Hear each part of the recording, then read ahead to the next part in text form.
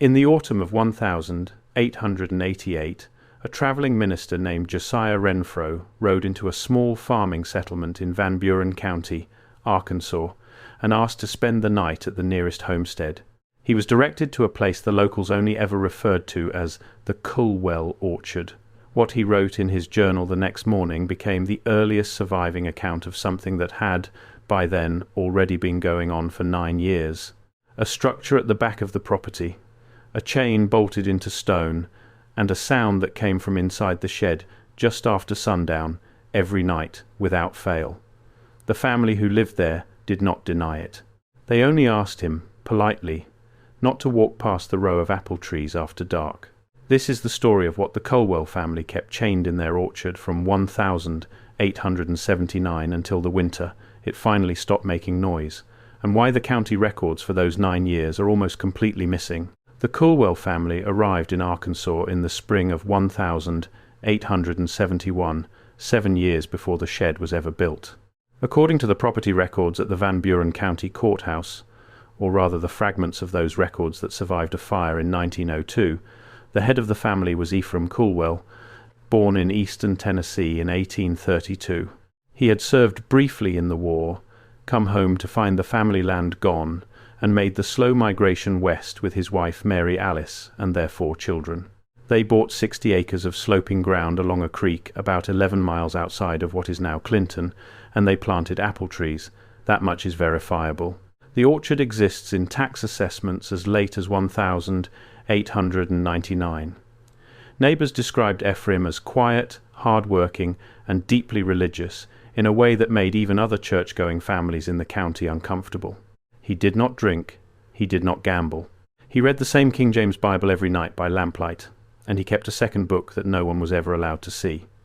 Mary Alice was, by every account, a warm and social woman until the summer of 1878. That was the summer their youngest son, a boy named Amos, disappeared.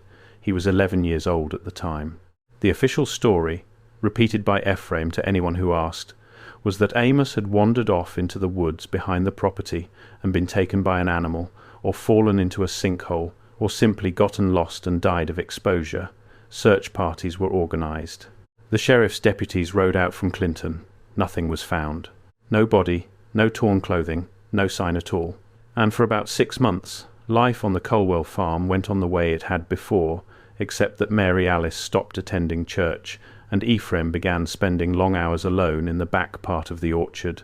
Then, in the early spring of 1879, Ephraim hired a mason from a settlement 2 counties over to come to the property and dig a foundation. The mason's name was Elias Turnbow, and his account of what he was hired to build is one of the few pieces of testimony that survives in full. Turnbow wrote down what he saw at the Culwell property in a letter to his brother, and that letter survived. In it, he describes being shown a spot behind the last row of apple trees, and being instructed by Ephraim to dig a foundation 4 feet deep, and to set into the centre of it a single flat stone from the creek. The stone weighed close to 200 pounds.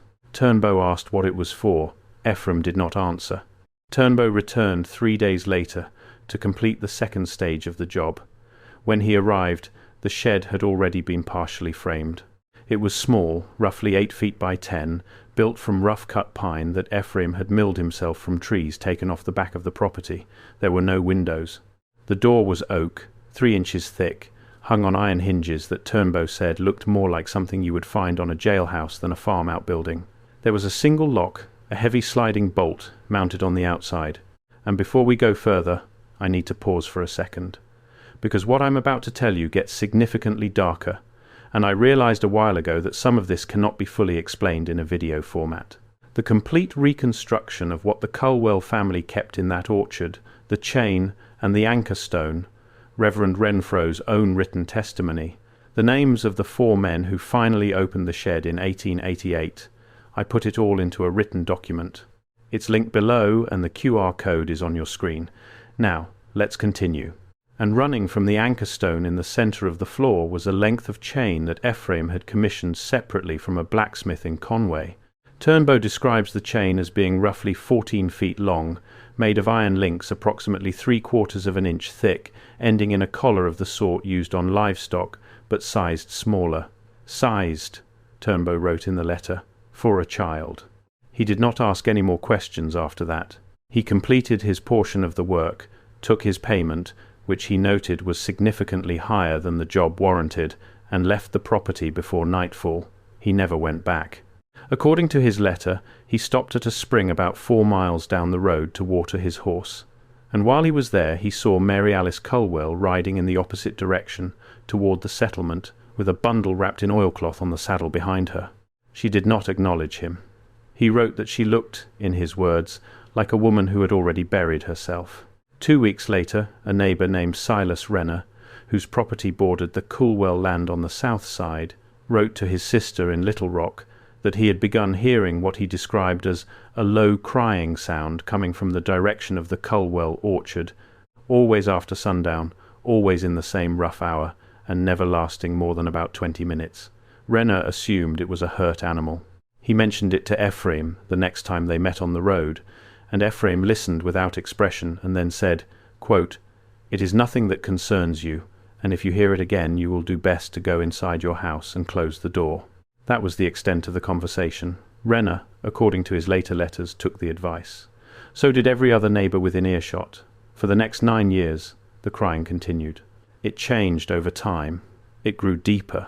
It grew, some witnesses said, more articulate. There were, according to a farmhand named Josiah Perry, who worked briefly nearby in 1882, entire sentences repeated over and over in the dark, in a voice like a child imitating a grown man. Perry left the county within a month. He did not give a reason, and the Culwell family did not speak of it, not to the sheriff, not to the circuit judge, not to the preachers who sometimes stopped for a meal. Ephraim received visitors on the front porch, answered their questions about the harvest, and sent them on their way before dark. No one was ever invited inside the house. The Culwell family had 3 surviving children after Amos disappeared in 1878. The oldest was a daughter, Sarah, who was 17 at the time the shed was built. Then a middle son, Thomas, 15. Then the youngest surviving child, a daughter named Letty, who had been 8 when the crying started. Sarah married and left the property in the summer of 1881. Her husband was a lumber cutter from a neighbouring county, and the couple settled about 40 miles away. Sarah never returned to visit, not once. When her mother, Mary Alice, died in the winter of 1885, Sarah did not attend the funeral. When her father Ephraim died 3 years later, she did not attend that funeral either. In a letter she wrote to her husband's sister in 1892, 4 years after everything at the orchard had ended, Sarah described her childhood on the property in a single sentence that historians have quoted many times. She wrote, "We were not a family. We were 4 people who took turns feeding the thing in the shed and pretending we did not know what it was." That letter is the only surviving statement from any of the Culwell children about what happened. Thomas, the middle son, stayed on the property until he was 23. He left in 1886 and moved to Texas, where he worked as a ranch hand under a different last name until his death in 1919. He never spoke publicly of his family. Letty, the youngest, stayed the longest. She was the one who, according to Ephraim's own accounting book, was responsible for what he called the evening portion. Every night, an hour before sundown, Letty would take a covered tin pail from the kitchen, walk down through the orchard past the last row of apple trees, unlock the sliding bolt on the shed door, place the pail inside without looking in, and relock the door. She never entered. She never spoke to what was in there. According to a neighbour who observed the routine from a distance on several occasions, Letty always kept her eyes fixed on the ground while she walked, and she always ran back to the house afterward. She was a small child. She was doing this from the age of 8. She was still doing it, at 17, on the day her father died. The contents of the pail changed over the years. In the beginning, according to entries in Ephraim's ledger that were later transcribed by a county archivist, the evening portion consisted of what any farm child might eat: bread, salt, pork, cooked greens, milk. By the mid-1880s, the entries had shifted. There are no more references to bread. There are references to raw meat, to what Ephraim listed only as offering, and to specific quantities of blood, measured in cups, drawn from livestock the family slaughtered on the property. There is one entry, dated the 14th of March, 1884, that simply reads, 3 cups from the U and nothing else. Before we move on to what Turnbow saw when he came back to finish the second stage of the work, stop for a second. What you just heard about the anchor stone and the foundation is the part that changes everything. But it only makes sense when you see it written out next to Turnbow's original letter. The dimensions of the pit, the weight of the stone. It's all in the document linked below. Take 5 seconds right now, grab it, and then come back. Because what comes next builds directly on it. The link is in the description. QR code is on your screen. Historians who have studied the ledger have noted that the family stopped slaughtering their own livestock for personal consumption around 1883. From that year onward, everything they killed appears to have been going into the shed. What they themselves ate came from the garden, from the orchard, and from purchases made in town. This brings us back to the travelling minister, Josiah Renfrew, who arrived in the autumn of 1888. Renfrew was 61 years old at the time, a circuit rider for a Baptist association based in western Tennessee, and he had been travelling through Arkansas for most of the summer, staying with congregations and farming families along the way. He was directed to the Culwell property by a family in Clinton who told him only that the Culwells were, in their words, a private people, but that they would not turn a preacher away. Renfrew arrived at the house late in the afternoon. Ephraim, by that point a widower of 3 years, met him at the porch and agreed to let him stay the night in the spare room off the kitchen. Renfrew's journal entry, written the following morning, is careful and precise. He describes the interior of the house as unusually bare. There were no decorations on the walls. There was no family Bible on the table, though he noted a smaller black book on a shelf that Ephraim moved out of sight when he saw Renfrew looking at it. The evening meal was silent. Letty, 17 years old and thin, served the food without speaking and did not sit down to eat. After the meal, Renfrew noted, she took a covered pail from the stove and left the house through the back door. Ephraim watched her go and then turned to Renfrew and said, quote, "You will hear some sounds from the back of the property tonight. You will not go outside, and you will not open your window. If you do either of these things, you will not sleep here again." Renfrew agreed. He was shown to his room. He heard the crying begin roughly an hour after sundown. He wrote that it did not sound like a child, and it did not sound like an animal. It sounded, in his precise phrasing, like a voice that had been taught to make the shapes of human speech without being told what the shapes meant. It went on for 18 minutes by his watch. Then it stopped. He did not sleep. In the morning, he ate breakfast, thanked Ephraim, and left. What Renfrew did next matters more than what he heard. He rode directly to Clinton, went to the office of the county sheriff, a man named Absalom Doak, and filed a sworn statement describing everything he had witnessed at the Culwell property. That statement, which survives in a bound records book at the University of Arkansas Special Collections, runs to just under 3 pages. In it, Renfrew laid out the layout of the property, the location of the shed, the routine with the pail, the sound he had heard, and his conclusion, which was that a person was being kept prisoner in the outbuilding, and had been for some length of time he could not determine. Sheriff Doak, according to his own log, did not act on the statement immediately. He rode out to the Culwell property 4 days later, spoke with Ephraim on the porch for less than half an hour, and left without entering the shed. His log entry from that visit reads only, "Mr. Culwell has answered all questions to my satisfaction." Matter closed. It was not closed, but nothing further happened for 6 weeks. Then, on the 11th of December, 1888, Ephraim Culwell died in his sleep. He was 56 years old. The cause of death was recorded as heart failure. Letty, the last member of the family still on the property, was 17.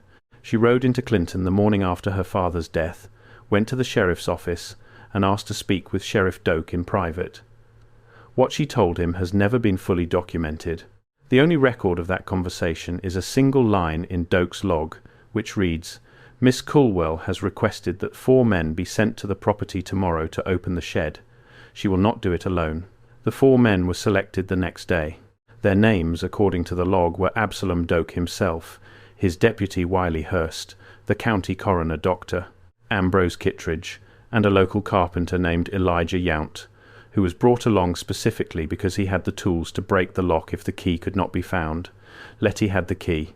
She met the 4 men at the edge of the property at first light on the 13th of December. She walked them down through the orchard past the last row of apple trees. She unlocked the sliding bolt on the shed door, and then she stepped back and told them she would not go inside, that she had never been inside, and that whatever they found, she wanted it recorded that she had not put it there. Doak's log describes what happened next with unusual restraint. The door was opened. The interior was dark. The smell, Doak wrote, was severe, but not the smell of decomposition. It was closer to an animal pen that had not been cleaned in years. The floor was hard-packed earth, dark with what Dr. Kittredge later confirmed was old blood soaked deep into the ground. The anchor stone sat in the centre, exactly as Turnbow had described 9 years earlier. The chain was still bolted to it, and at the end of the chain, curled against the far wall, was what the 4 men had come to find. What they found was a person. The physical description recorded by Dr. Kittredge in his coroner's notes is clinical, and it is short because the man clearly did not want to write it. The figure was male, small, roughly 4.5 feet tall, and could not stand upright. The hair was long, matted and grey, though Kittredge estimated the age at no more than 21 years old. The skin had not seen sunlight in what he called a very long duration. The eyes were open and functional, but did not respond normally to the daylight coming through the open door. The collar of the chain was still fastened around the neck. It had been there so long that the skin had grown around it in places. The figure did not speak. When Doak approached slowly and knelt down, the figure looked at him, and Doak wrote in his log that he recognized the shape of the face. It was, unmistakably, the face of the missing boy, Amos Culwell, who had been declared dead 10 years earlier, at the age of 11. He was 21 now. He had been chained in the shed since the summer he disappeared. Sheriff Doak, Dr. Kittredge, Deputy Hurst, and the carpenter Elijah Yount carried him out of the shed on a stretcher improvised from a door. They took him to the coroner's office in Clinton. Kittredge attempted to feed him, to clothe him, to speak with him. Amos survived for exactly 11 days. He never spoke a word that anyone understood. He died on the 24th of December, 1888, and was buried in a plot behind the Baptist church at Letty's request, under a stone that read only Amos Culwell, 1867 to 1888, at rest. Letty sold the property the following spring and moved to Missouri. She lived to be 79, married twice, had no children, and never returned to Arkansas. The shed was torn down within a year of the discovery by the family who bought the land. The anchor stone was rolled into the creek. The chain was thrown into the same creek and, according to a local history published in 1934, was recovered 50 years later during a road widening project and is now, allegedly, in a private collection in Little Rock. But the part historians keep coming back to is not the shed and not the chain. It is what Ephraim wrote in the smaller black book Renfro had noticed on the shelf. That book was found in the house after Ephraim's death. Sheriff Doak took possession of it. It was read by Kittredge, by Renfro, and by 2 ministers brought in from Little Rock. And then it was, according to the log, burned. There is no surviving copy. There are only 2 pages of notes that Renfro made about its contents before it was destroyed. Those notes describe the book as a ledger of what Ephraim believed had happened to Amos in the summer of 1878. Ephraim did not believe Amos had wandered off. He believed something had come out of the woods that summer, something he referred to only as the visitor, and had taken his son, and then, weeks later, had brought him back. Ephraim wrote that whatever came back was not his son. It wore Amos's face and had Amos's small hands, but it did not know how to eat, it did not know how to speak, and it looked at the family the way a dog looks at a stranger. He wrote that he could not kill it, because he could not be certain, and he could not release it.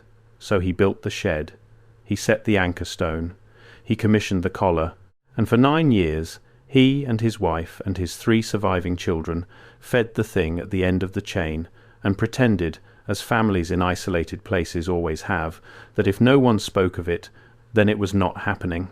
The crying in the orchard was not a child, It was something learning, very slowly, how to sound like one.